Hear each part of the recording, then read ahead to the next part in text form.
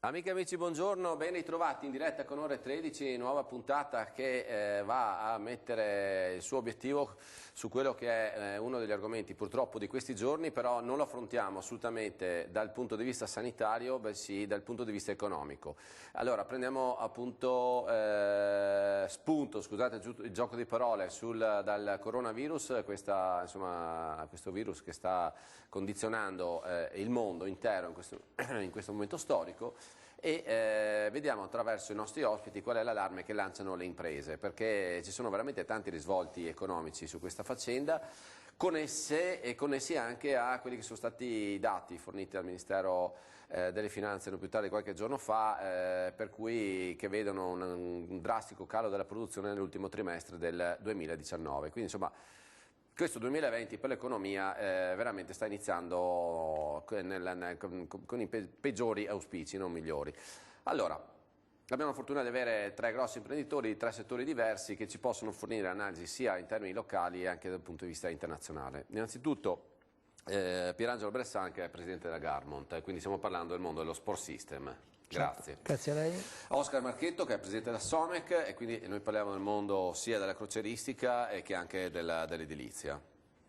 La ringrazio. E Gabriele Maramieri, che è direttore generale di Quintegia, e qui parliamo di uno studio di consulenza a livello mondiale che si occupa appunto dell'automotive, cioè il mercato dell'automobile sia dal punto di vista delle case automobilistiche che anche ovviamente di tutti coloro che poi vendono il prodotto. Grazie. Allora, grazie a voi e cominciamo con così, una prima carrellata veloce, insomma, sto coronavirus per voi, innanzitutto allora facciamo così, per la vostra azienda e per il vostro settore avete già delle ripercussioni rispetto a quello che sta accadendo? Beh, innanzitutto penso sia sotto gli occhi di tutti che noi tutti produttori, noi tutti distributori, noi tutti aziende comunque dipendiamo in grossa parte da questo mondo asiatico, il mondo cinese. Penso non esista un prodotto nel mercato che non abbia una componentistica che proviene dall'Asia, che proviene dalla Cina. Per noi sicuramente sta diventando un problema nel momento in cui non ci rendiamo conto quanto possa durare questo fenomeno, però dai segnali che abbiamo ricevuto ci sono dei segnali che appunto dicono che è in fase di rallentamento, è sotto controllo. Chiaro che alla luce di quelle che sono anche le previsioni che il Ministero ha fatto, vediamo un orizzonte sicuramente ottimistico a lungo andare, però non la vedo così drammatica personalmente. Porteremo a casa dei risultati sicuramente positivi, però ci vuole un po' di pazienza. Oscar Marchetto. Ma io con la Cina ci lavoro poco perché abbiamo appena aperto una filiale a Shanghai. Il mio business è concentrato soprattutto negli Stati Uniti, 47% del nostro fatturato è fatto negli Stati Uniti, però anche se ho iniziato a lavorare sulla Cina c'è un indotto che è impressionante. La Cina è il 20% del mercato del PIL mondiale.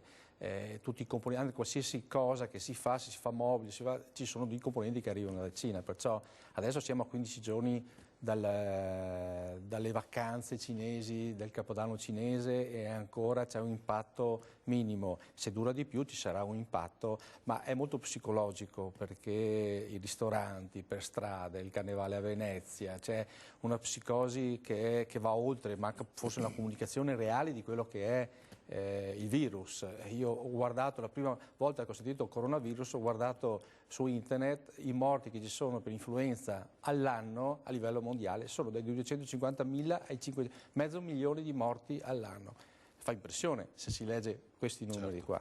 Per me bisogna comunicare forse meglio. Certo che questo non è quello che è iniziato alla fine del 2019, un po' di crisi in vari settori, incide poco su quello che è il trend economico a livello mondiale, però se continua ci sarà una certa influenza. Insomma. Io sono fiducioso anch'io comunque. Maramieri? Allora, noi guardiamo come azienda il settore della mobilità, il settore automobilistico.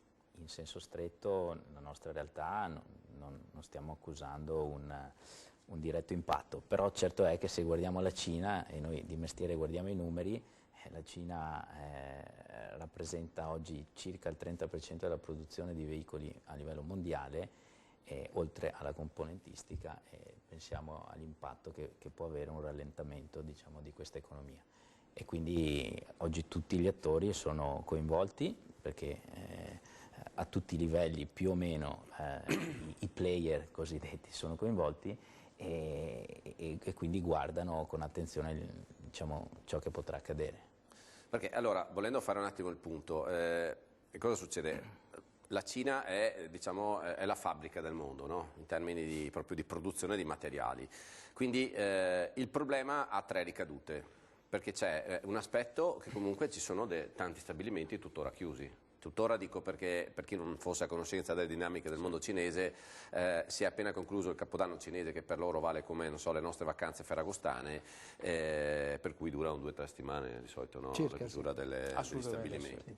Quindi cosa succede? Che chi ha un'azienda e ha bisogno di componenti per andare ad assemblare un prodotto, ovviamente ha già fatto gli ordini prima del Capodanno, e ora c'è da capire quanto queste scorte dureranno, e se a queste scorte farà seguito poi un ulteriore approvvigionamento. È chiaro che se le aziende non riaprono per il coronavirus, insomma, chi deve poi produrre, come la maggior parte, insomma, di tante realtà, si troverà a non avere i materiali per fare il prodotto finito. E quindi l'altra domanda che vi faccio è se da questo punto di vista i vostri fornitori si stanno in qualche modo impegnando, o se vi stanno dando delle risposte. Allora, per quanto riguarda noi, il nostro business è un po' sotto controllo. Diciamo che da un punto di vista operativo c'è un leggero rallentamento di quella che è la ripresa, però i segnali sono, appunto, come dicevo poc'anzi, sono in progressione. Chiaro che c'è molta prudenza legata forse a quegli argomenti che sono stati probabilmente esagerati all'inizio, ma però questa precauzione è meglio essere previdenti che essere troppi ottimisti. Però dico che da questo punto di vista noi, per quanto riguarda la nostra azienda è un po' sotto controllo, fortunatamente. Non dimentichiamo però che il risvolto potrebbe essere anche nei confronti dei nostri produttori europei, perché molte materie prime provengono dall'Asia, perciò non è che il problema ricala sulla Cina e basta. No, non, infatti, questo sto dicendo. Se a lei manca nella distinta base un prodotto che è una componentistica che comunque proviene dall'Asia, dalla Cina, lei comunque si blocca il processo produttivo. Sì, chiariamo ai telespettatori, perché nel caso di uno scarpone è anche possibile, che ne so, che la parte in plastica, lo scafo, venga fatto in Cina e poi tutto assemblato con altri componenti che vengono realizzati in Europa, corretto, no? Certamente. Ecco, noi non facciamo plastica, tanto per essere chiari, che facciamo solo esclusivamente prodotti leggeri, prodotti comunque di tecnologia avanzata, per prodotti comunque per l'outdoor, non da sci. Ma detto questo, se, come dicevo prima, se nella distinta base le manca un laccio, dicono il prodotto non può essere commercializzato. Certo. Dico laccio per dire un elemento banale. E se questo proviene comunque dall'Asia, perché lei ha stabilito a priori, ma non tanto per il prezzo, ma per la disponibilità, perché ormai alcune aziende manifatturiere che producono certi articoli qui non esistono, sono sparite, perciò se le manca da queste filiere il prodotto finito non parte, lei può produrre scorte finché vuole, ma se poi non ha la componentistica lei riesce, non ha il prodotto finito. Pochi giorni fa c'era l'ISPO, che è la maggiore fiera di settore, che si tiene a Monaco di Baviera, e certo. Insomma lei so che lei era lì. Vi siete magari confrontati tra colleghi su questo argomento, o è stato tralasciato? Era un po' presto comunque, perché un paio di settimane fa la situazione era un po' diversa. Comunque c'era in corso il Capodanno cinese, perciò in quel momento nessuno sapeva cosa stava succedendo, come diceva il dottor Marchetto prima. Il Capodanno cinese è un momento in cui si ferma il mondo. Loro proprio cioè è una festa veramente nazionale dove il mondo in Cina si ferma, perciò non si sapeva cosa stava succedendo. E il segnale è un po' quello che ci stiamo dicendo adesso, non abbiamo la bacchetta magica e neanche la sfera di cristallo, però mi pare di capire che da questi giorni ci sia un po' più di ottimismo. Io ho sentito alcuni colleghi, le loro aziende hanno iniziato progressivamente un po' alla volta, perciò vedo molto ottimismo, non vorrei essere così ottimista, però vorrei spingere in questo ottimismo. Volevo dire, sono tornato da un viaggio di 2 giorni in Francia. È triste vedere che nei ristoranti ci sia veramente l'imbarazzo di quale posto scegliere, e questa è una psicosi che si è un po' creata, perciò dobbiamo stare anche un po' attenti a a dare questi messaggi un po' troppo allarmanti. Che poi si dice siamo, soprattutto qua in Italia, no? Un po' eccessivi nella reazione su fenomeni come questo. Ma, allora, tornando un po' al discorso delle riaperture Sì. delle aziende, sono d'accordo perché anche i miei fonti a Shanghai dicono che fine settimana, però prossima settimana qualcosa viene aperto. Volevo continuare un po' il discorso della crisi del coronavirus, sì, dicendo che io non penso che questo, anche se va avanti per altri 15-20 giorni, un mese, ci sia il problema della crisi o del rallentamento economico che c'è a livello, chiamiamolo un po' europeo, globale. Un po' il rallentamento c'è, l'ha dimostrato la chiusura dell'ultimo trimestre del 2019. Se tira, automaticamente, una volta chiuso questa parentesi qua, si recupera quello perso, perciò alla fine si recupera, però c'è un andamento che viene dai mesi del 2019, che c'è un piccolo rallentamento dalla Germania, dalla Brexit, dall'Italia. L'America sta crescendo, però cresce meno rispetto a prima, la Cina cresce, però cresce meno rispetto a prima, cioè il mondo cresce, perché non sta, però cresce meno rispetto a prima. Le borse stanno continuando ad andare bene, le borse hanno già scontato il problema coronavirus, perché siamo ai massimi, anche in Italia, in America siamo ai massimi, e questo è positivo, perché di solito la borsa sconta prima l'effetto che viene dopo. Ripeto, sono fiducioso perché questo, se dovesse essere, si recupera quello perso. Ok, beh, insomma, riuscire a mandare segnali positivi comunque per noi è assolutamente un valore. Ci interrompiamo per qualche istante e poi torniamo appunto a parlare di questo allarme virus rispetto all'economia.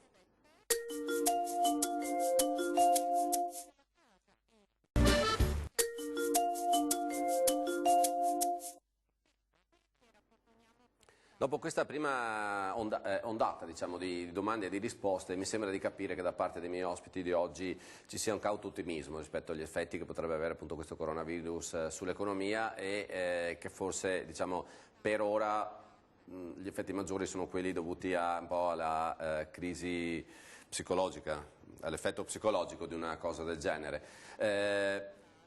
Torniamo anche sull'automotive perché, come si diceva, Maramieri, ci sono, insomma, i produttori di automobili ne fanno parecchi in Cina, no? Cioè, sì, i maggiori gruppi sono... Sì, sono esposti molto nella produzione in Cina, anche noi rientriamo un po' nella categoria degli ottimisti. Certo è che la Cina gioca un ruolo talmente determinante per cui qualsiasi cosa che viene mossa o rallentata o addirittura fermata per alcuni giorni, alcuni costruttori hanno fermato i propri impianti di produzione in Cina o anche già in altri mercati per assenza di componenti provenienti dalla Cina. Pensate che, per dare, diciamo, due numeri, il gruppo Volkswagen, che è la più grande casa automobilistica al mondo, che produce 10 milioni di veicoli grosso modo all'anno, ne produce il 40% in Cina, General Motors il 30% in Cina, più o meno tutti i costruttori sono attivi in Cina e quindi, diciamo, non produrre lì per alcuni giorni determina poi un rallentamento del prodotto disponibile poi per altri mercati. Oltre che la Cina è il più grande, insieme agli Stati Uniti, consumatore di prodotto auto, con 25 milioni di veicoli all'anno. E già, come si diceva prima, anche la Cina come mercato di consumo di prodotti sta evidenziando un rallentamento. Già i numeri del 2019 hanno mostrato nel mercato dell'auto cinese un rallentamento, un 5-7% in meno rispetto all'anno precedente, che già aveva mostrato un piccolo decremento. E quindi, insomma, il quadro è sicuramente incerto. È incerto. Prima avevo fatto questo ragionamento, no? Ho detto gli effetti di questo virus sono i tre tipi. Allora, uno nel rallentamento dell'approvvigionamento delle componenti per le nostre aziende produttrici.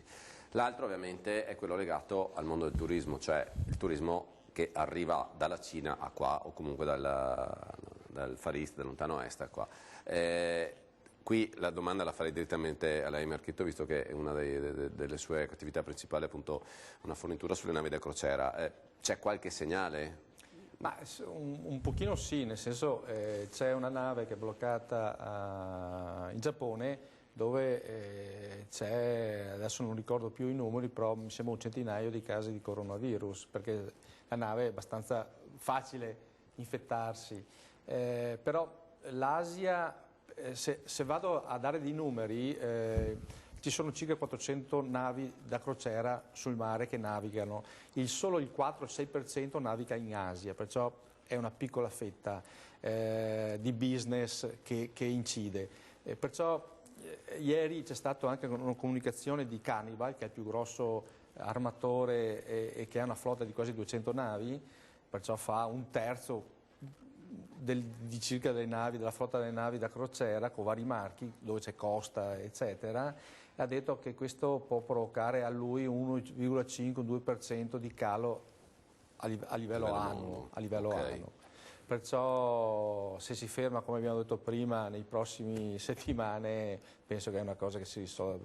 È solo, come dicevamo prima, solo psicosi di questo. Diciamo che più che altro forse è la diminuzione del turismo cinese verso il nostro paese, che vive ovviamente insomma, tra l'altro un turismo che mediamente spende anche parecchi soldini, forse lì è dove si stanno vedendo anche gli effetti che ci riguardano più da vicino, anche su Venezia, sul Carnevale, con insomma, dei numeri che non sono proprio esaltanti. Ma non solo, la moda incide tantissimo, il 30%, il lusso della moda incide un 30-40% sull'Asia, perciò adesso che c'è a Milano il Salone della Moda, penso che ci siano grossi problemi. E tra l'altro, mi sembra fosse di ieri o dell'altro ieri, il governo ha già detto che mette sul piatto, che mette sul piatto 1 miliardo di euro per tamponare in qualche modo, non so come, questa crisi. Non so se voi avete nozione a riguardo, non ho idea di come potrebbe essere. Allora, a parte 1 miliardo di euro, cioè è una cifrona importante, non so come potrebbe essere gestito questa erogazione. Avete avuto qualche approfondimento voi a riguardo? Non sono così. Qua l'ottimismo magari cala un po'. No, anche perché non siamo preparati su queste domande. No, domande troppo difficili, anche perché prima vorrei capire dove li trovano, se li trovano ben venga e come vengono erogati, e come il solito meccanismo ci vorranno 4-5 anni finché trovino la loro collocazione. No, quello che mi fa ben sperare è che il popolo cinese ha dimostrato veramente di essere un grande popolo lavoratore e che tutto ciò che in teoria oggi si va a perdere potrebbero recuperarlo in maniera molto veloce, perché hanno dimostrato che in pochissimo tempo hanno tirato su un ospedale, in pochissimo tempo hanno creato delle ferrovie, perché è un popolo che comunque ha bisogno della nostra tecnologia, ha bisogno del nostro mondo, ha bisogno del nostro fashion, ha bisogno della nostra moda, e prima o dopo questa cosa, magari con un po' di ritardo, ma sicuramente recupererà, perché noi siamo fortunatamente l'arte, tutto ciò che abbiamo in Italia è il nostro biglietto da visita, che loro non potranno mai rinunciare a questo, perciò appena creeranno quell'antitodo, l'antivirus, quel qualche cosa per guarirla questa malattia, penso che si apriranno velocissimamente e recupereremo probabilmente il tempo perso. Me lo auguro, come diceva qualcuno, meglio essere ottimisti e sbagliarsi che pessimisti e aver ragione. Perciò se questo è quello che mi fa ben sperare, viviamoci con un po' di positività. Questo sì, anche sul tema però della psicosi, e quindi anche un po' il ruolo un po' dei governi e della comunicazione. Oggi ho letto che, anzi da ieri, è stata cancellata per esempio la fiera di Barcellona, il Mobile World Congress, che era la fiera digitale un po' più importante d'Europa, un po' perché adesso anche i grandi eventi, chiaramente, che hanno un flusso di utenti diciamo, di massa critica rilevante tutti insieme, e con anche flussi importanti dalla Cina, oggi non sanno bene come rispondere. Alcune aziende si sottraggono e quindi il tema gestione della comunicazione, ma anche gestione della situazione in senso lato, non è irrilevante. Diciamo che stiamo anche parlando di un paese che sulla trasparenza non è che ha fatto proprio la sua carta d'identità, il suo tratto fondamentale, no? Cioè, è un paese che non ha i motori di ricerca, non ha i social, ha tutte cose loro, e tu insomma non è sempre stato appunto eccessivamente aperto nel dire che cosa accade, per cui diciamo che c'è scetticismo da parte dei non cinesi, perché non si sa esattamente quanto vero sia quello che ci viene trasmesso. il timore che non sia tutto così noto, credo che sia diffuso e anche comprensibile in alcuni casi. Certo è che anche il Gran Premio di Formula 1 è stato cancellato. Notizia di ieri, cancellato il Gran Premio. Comunque sì, sta spostando un po' a ragion veduta o con eccessivo allarmismo, però avremo una fase di scossone, no, per alcune cose. Quindi insomma è importante però governare il messaggio e anche poi mettere insomma, gli strumenti giusti alle persone per sapersi decidere se spostarsi o non spostarsi, che livello è il rischio piuttosto che quale ristorante scegliere nella giusta libertà. Prima mi accennavate a esperienze anche personali riguardo a rapporti con persone che attualmente sono in Cina. Avete delle informazioni da portare perché vi siete sentiti o con colleghi, con fornitori, con dipendenti o quant'altro?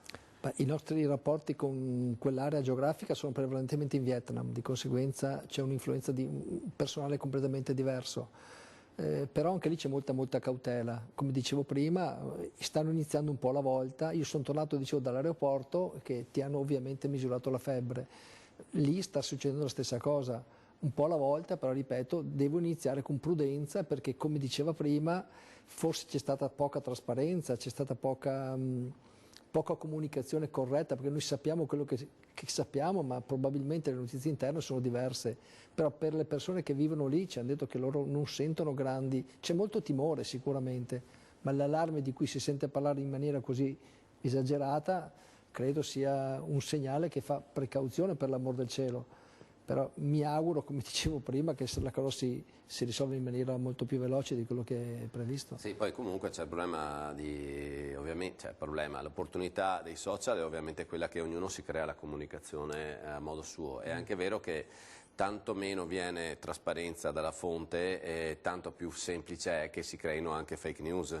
Ma non sono d'accordo. Io preferisco, penso che il governo in quel momento non sappia dare informazioni finché non ha delle risposte, perciò alla fin fine forse è meglio tacere e dire man mano che ci sono delle risposte piuttosto di creare confusione e comunicare sbagliato, perché ok, conosciamo i cinesi, c'è uno che comanda, però le cose le fanno.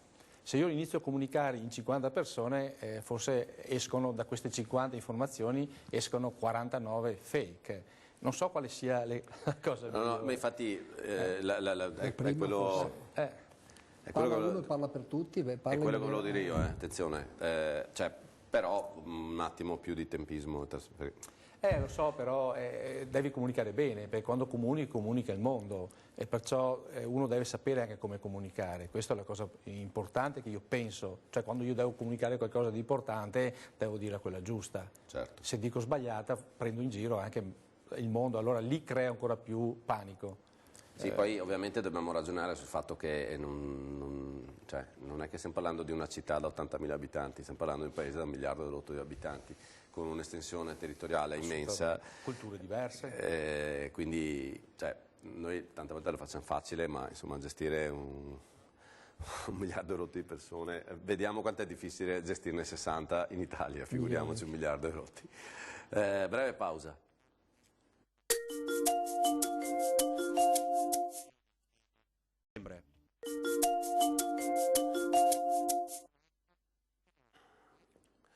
Allora, quindi mi sembra di capire anche da questa seconda tornata calma anche nel comunicare, come diceva Oscar Marchetto, nel senso che giustamente un certo tipo di informazioni va gestita in una certa maniera e dall'altra, andando all'interno dei confini di casa nostra, noi sappiamo che siamo un popolo tra l'altro che invece abbiamo la caratteristica opposta anche proprio in situazioni più generali, per cui di fronte anche ad eventuali emergenze si reagisce molto di pancia e magari si fanno più danni, vedi numerose leggi create ad hoc da situazioni di emergenza che poi magari sono rivelate un po' approssimative, però vabbè, lasciamo stare questo aspetto. Io andrei anche più in là appunto del discorso del coronavirus e approfitto della vostra presenza per così valutare gli scenari di questo 2020. Siamo già inoltrati perché siamo a metà di febbraio. un 2020 e vi volevo chiedere, no, rispetto ai dati del calo della produzione del 2019 e dell'ultimo trimestre, su questo 2020 quali sono i fattori che diciamo, conteranno di più sull'incisione sull'economia, per cui fattori che ne so, legati la Brexit e situazioni internazionali e situazioni interne, perché poi resta il fatto che questo paese non sta, parlo soprattutto a livello pubblico, non sta assolutamente facendo degli investimenti e per cui non c'è nessuna componente interna. Volendo fare così, trovarne uno degli elementi, quale peserà di più? Io parlando della mia azienda, l'azienda che il mercato italiano rappresenta per noi circa il 14-15%, perciò viviamo una realtà un po' diversa. Per noi i mercati internazionali sono i mercati europei, i mercati Stati Uniti appunto per l'occasione, Cina è un grande mercato anche per noi, però dei forecast che abbiamo, delle previsioni che abbiamo una previsione di crescita del 25-30% anche quest'anno e questo ci fa sperare bene. Anche nel mercato europeo? Anche nel mercato europeo sicuramente, ma prevalentemente nel mercato europeo. È chiaro che questo calo di questa materia prima, che poi è il prodotto finito, che poi sono le componentistiche, che comunque, come dicevamo prima, provengono comunque da questi mercati, e non è che si possa fare salti. Ciò che è stato budgetizzato è lì, non puoi pensare di fare ordini di previsione su basi delle quali non hai certezza.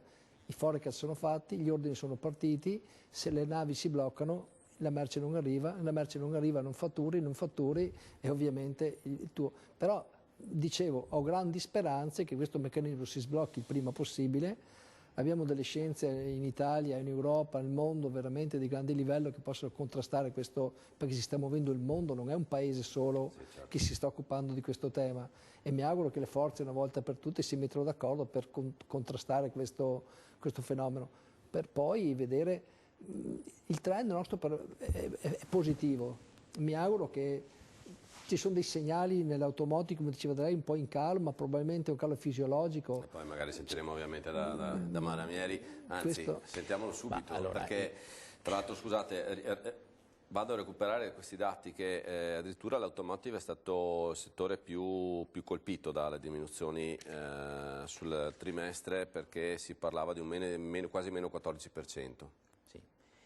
Allora, qui stiamo parlando diciamo, della produzione in Italia e quindi la produzione in Italia è diciamo, circoscritta ai marchi del gruppo FCA per la maggior parte e che sono dei marchi che in questo momento stanno soffrendo molto in chiave di domanda di mercato, quindi vendite in calo e poi naturalmente tutta la componentistica che in Italia è molto forte e anzi è un'eccellenza. E anche nel nostro territorio, tra l'altro, ricordiamolo, perché non se lo dice mai così spesso, ma... Assolutamente, tutta la produzione di fari, pelletterie, componenti meccaniche, anche di piccola entità, ma estremamente rilevanti poi come numeri e come esclusività, anche qualità, efficienza, per cui vengono anche molto ricercati e richiesti.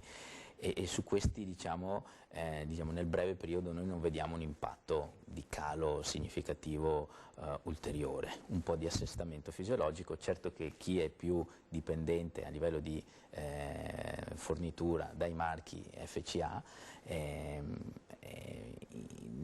invece sono più esposti nel breve a una volatilità legata ai volumi che il costruttore, ormai non si chiama più il costruttore nazionale, è in grado di esprimere. In generale il settore dell'auto in Italia, e quindi se parliamo di settore della mobilità e quindi se parliamo della distribuzione e quindi il mercato dell'auto, noi lo vediamo mantenersi sui volumi diciamo, dell'anno precedente, però il vero fattore che sta incidendo e sta rallentando un potenziale maggiore è quello un po' della fiducia rispetto allo scenario. Pensate che il parco circolante italiano è il più vecchio d'Europa, abbiamo vetture che mediamente sono vecchie più di 10 anni, quindi in molti casi sono pronte per la sostituzione, sicuramente qualcuno non ha disponibilità per farlo, ma in molti casi c'è certezza, si aspetta, deciderò, valuterò e quindi il primo fattore, al di là poi della tecnologia, l'auto elettrica e tutta una serie di altre cose che noi vediamo è che oggi c'è una situazione che è ferma, quindi una domanda che non potrebbe trovare spazio in un contesto più stabile, dove c'è più fiducia, dove c'è meno incertezza verso il futuro, e questo si lega un po' alle politiche anche diciamo, più legate al nostro sistema paese e quindi non è solo un tema strettamente economico. È un tema un po' più... Però vedete, insomma, la psicologia tanto vale per il coronavirus come vale alla fine per la fiducia da parte del consumatore, che però insomma è una logica sulla quale ovviamente ci si è confrontati molto anche in passato. Oscar Marchetto, tornando a diciamo, gli scenari internazionali, secondo lei qual è la cosa che potrebbe o può incidere di più in questo 2020?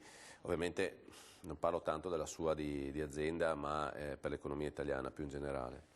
È un parere ovviamente, signori, non vi sto... Io mi sento fortunato perché le nostre aziende hanno già il backlog sul 2020 e già il 90, penso il 98% è già coperto, perciò io lavoro a commesse, perciò vedo avanti 2 anni, 3 anni a seconda di che settore civile 2 anni, settore navale anche 3-4 anni. In Italia, come è sempre stato, non c'è una politica, non voglio parlare di politica, però non c'è una politica che dà una mano a noi imprenditori, perciò alla fin fine noi dobbiamo arrangiarsi e separarsi dalla politica. L'Italia in 50 anni ha sempre navigato diversamente rispetto alla politica, però un po' di malessere c'è stato, come dicevo prima, a fine del 2019 e inizio del 2020, perché si legge sui giornali locali, cassa integrazione di qua, la piccola azienda chiusa, che non si vedeva da qualche anno. Questo mi preoccupa più, come dicevo prima, per un calo a livello fisiologico dell'economia. Germania non cresce, l'Inghilterra non cresce, l'Italia non cresce e questo fa sì che il mondo, come dicevo prima, sta un po' rallentando, spero rallentando per poter ripartire. Un po' di preoccupazione io lo vedo, ripeto, non per il coronavirus, un po' per l'andamento economico generale. Da questo punto di vista ci sono cause particolari, di fatto, allora in Italia sicuramente una componente rimane l'aspetto... Allora, scusa, se vedo il settore auto in Germania, che è un calo, non so la cifra, però importante, il nord-est produce parecchio e ci sono tantissime aziende che producono come conto terzi per la Germania, ma non solo per l'auto, anche per macchinari, eccetera, eccetera. Per noi, se la Germania cala, per noi è un grosso problema, soprattutto il nord. Perciò è un indotto fatto anche da problematiche che sono al di fuori dell'Italia. Brexit adesso sì, ok, hanno deciso, però c'è un po' di rallentamento, in tutto, ancora finché non hanno idea di come procedere, si sta rallentando. Perciò noi italiani, soprattutto che esportiamo, le aziende nostre esportano, anch'io esporto, penso il rischio Italia è zero perché esporto tutto all'estero, se questi paesi qua iniziano a non ricevere c'è un calo di produzione, è questo che fa un po' paura all'Italia. Quindi insomma vedete tante volte come sembra che il problema dietro casa sia quello fondamentale per l'economia, invece non è proprio così, perché dopo l'economia reale viene fatta dalle aziende e dalla produzione. Ed è da lì che poi si innesca tutta la ricchezza, il PIL di un paese rispetto a tutte altre logiche. Certo è che insomma penso che serenamente possiamo condividere che non che ci sia una politica economica sbagliata, il fatto che non ci sia una politica economica da parte di... La politica economica la facciamo noi ogni giorno, credo che nessuno ci detti le condizioni, ci dobbiamo rabattare nel nostro modo superandi quotidiano. Se qualche azienda ha avuto successo perché ci ha messo del suo, non certo perché ha avuto contributi o qualche altro tipo di supporto. Chiaro è, una cosa mi preme dire, che il mal di pancia di qualcuno prima o dopo capita anche a te. Cioè se c'è un calo di vendita delle auto, prima o dopo chi produce meno auto ha meno capacità di spesa, meno capacità di di andare al ristorante, meno capacità di andare in vacanza. È un meccanismo che dovrebbe far preoccupare tutti, perciò i problemi di qualcuno, quando sento che un'azienda, una banca importante vorrebbe chiudere 600 sportelli con N dipendenti, quei dipendenti da qualche parte dovranno essere collocati. Quelle persone non avranno più capacità di spesa probabilmente che avevano il giorno prima, probabilmente non cambieranno la macchina come diceva il signore poco fa, probabilmente non andranno in montagna a comprare le scarpe, useranno quelle vecchie dell'anno scorso. Perciò è un meccanismo che deve far pensare tutti, perciò l'ottimismo è indispensabile per tutti. Chiaro che oggettivamente i problemi ci sono e vanno risolti. Probabilmente c'è anche una metamorfosi dei processi. Non siamo più un'azienda manifatturiera, ma siamo un'azienda di concetti, siamo un'azienda di progettazione, non più un'azienda di manifatturiera. Perciò c'è un'evoluzione sicuramente e questo ci dobbiamo adeguare, ci dobbiamo farcene una ragione di questo. Sì, che poi vedo che rispetto anche all'occupazione, no? Perché si stanno citando dei casi di crisi, contemporaneamente ci sono una marea di settori che non trovano impiegati, perché penso anche che nell'ambito vostro non sia la cosa più semplice oggi trovare uno sviluppatore di software, un developer e trovare veramente merce rara. Infatti bisogna sempre capire se guardare le opportunità o le minacce un po' dei tempi che viviamo, perché sicuramente viviamo in un contesto di grande trasformazione. Adesso stiamo guardando il 2020, ma se pensiamo al 2025 che economia avremo, che ruolo avranno determinate competenze e che altri ruoli non ne avremo, non esisteranno probabilmente più. Il tema della logistica, per esempio, che è un tema che oggi con l'e-commerce sta diventando così, è un'opportunità, poi diventa anche una sfida organizzativa, una sfida ambientale, toglie posti del lavoro ad altri, magari ad altre realtà, quindi il piccolo negoziante. Cioè entriamo nel dibattito economico del nostro tempo. Poi guardiamo l'Italia, vediamo che l'Italia ha oggi il patrimonio in risparmi delle persone più alto d'Europa, quindi è un fattore che ti fa pensare che ci siano magari le risorse, però poi sta perdendo competitività sulla sua forza principale che era la manifattura e l'impresa industriale, e quindi siamo nell'epoca diciamo del trade-off, no? di cose che sono smontate e che verranno rimontate in un'altra completa veste, se vogliamo in là. Prima facevate riferimento al discorso del 2025, cioè il fatto di, giustamente, qualsiasi, penso che nelle vostre aziende lo facciate, e diciamo, i grandi gruppi, qualsiasi tipo di azienda dovrebbe fare delle programmazioni almeno quinquennali, no?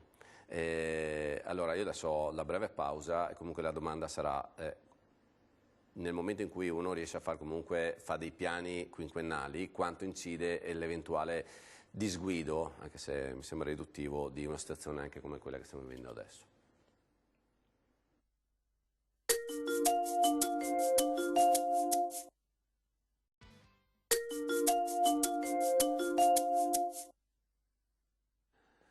Riprendo la domanda che ho fatto prima della pausa. Il senso era, nel momento in cui un'azienda, un gruppo o anche un paese fa una programmazione della sua attività ai 3-5 anni, in teoria, diciamo, imprevisti, anche se ripeto è riduttivo chiamarlo così, come il coronavirus, dovrebbe avere magari un effetto inferiore.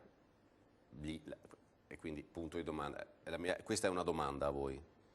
Tra l'altro voi, in questo caso la Somec, che sta facendo diciamo, tutta quella procedura, quelle attività che dovrebbero portare alla quotazione in borsa, giusto? Noi ci siamo quotati 2 anni fa al mercato all'AIM in borsa e abbiamo fatto già una parte di processo, adesso facciamo il salto entro i primi 6 mesi del 2020 al mercato principale, all'MTA, e noi siamo obbligati a fare un piano a 3-5 anni.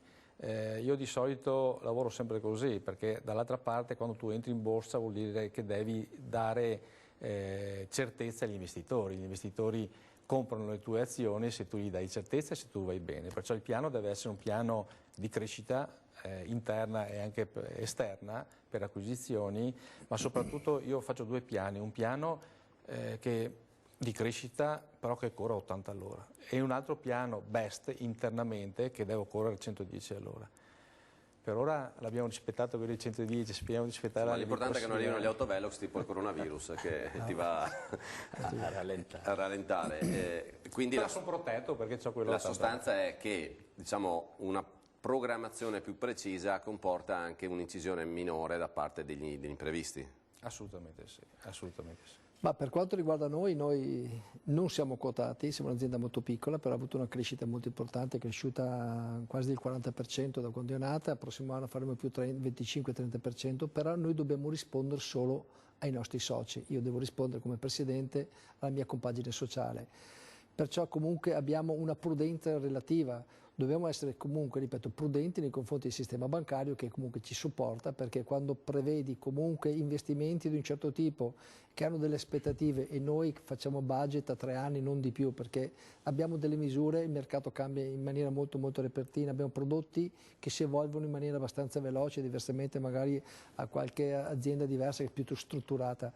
Perciò noi fortunatamente quando rispettiamo quelli che sono i budget a 3 anni ci sentiamo sereni che, come dicevo, dobbiamo rispettare il nostro entourage, pertanto ci sentiamo abbastanza fiduciosi nel rispetto di quelli che sono, ma non vedo in questo momento grandi flessioni, grandi preoccupazioni.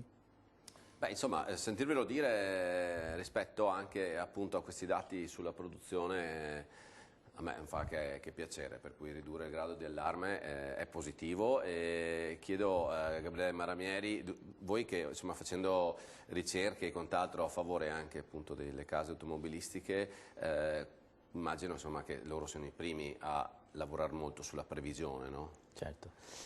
Sì, assolutamente. Mi viene in mente la definizione anche di innovazione, ce ne sono miliardi e una che mi colpisce è la capacità di gestire al meglio i rischi e poi sistematizzarli anche in un piano di medio-lungo periodo. Quindi la capacità di gestire il rischio è fondamentale per chi deve muoversi nel mondo, diciamo, del business e poi determinare produzione e risultati economici.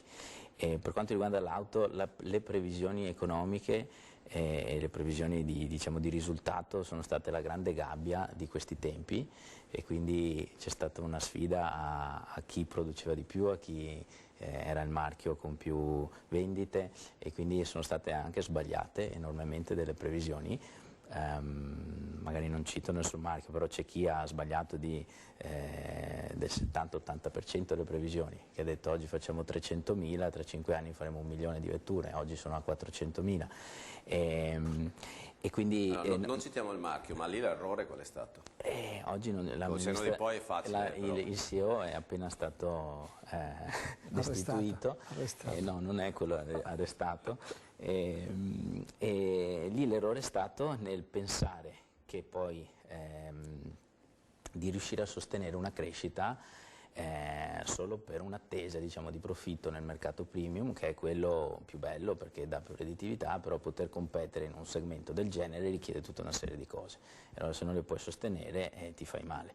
E quindi certo che il mercato offre delle opportunità, però bisogna saperle sostenere. Quindi fare delle previsioni sostenibili è un po' la chiave di volta. E poi con la capacità di gestire il rischio. Poi ci sono dei fattori enormemente imprevedibili e quindi che possono spostare la partita, ma su quelli diciamo non è tema di economisti, ma è tema di futuristi. Della sfera magica. Dei maghi. I maghi. Sentite, io approfitto, allora abbiamo ancora circa 3 minuti di trasmissione, stiamo parlando di grandi aziende e grandi gruppi, però contemporaneamente noi siamo un territorio fatto di tantissime piccole realtà, che è ovvio che penso che ci si sia capito, ma insomma immagino che qualsiasi piccolo imprenditore ci arrivi da solo a immaginare che tanto più si è piccoli, è vero che si è più adattabili, però è anche vero che di fronte alle grandi emergenze è molto più difficile farvi fronte.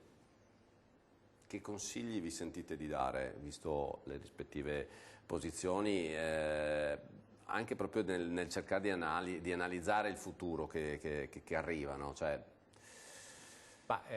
io sono entrato in questo business qua a fine 2013, fatturavamo poco più di 20 milioni, quest'anno chiuderemo a 240 milioni di fatturato, perciò siamo cresciuti tantissimo in questi anni.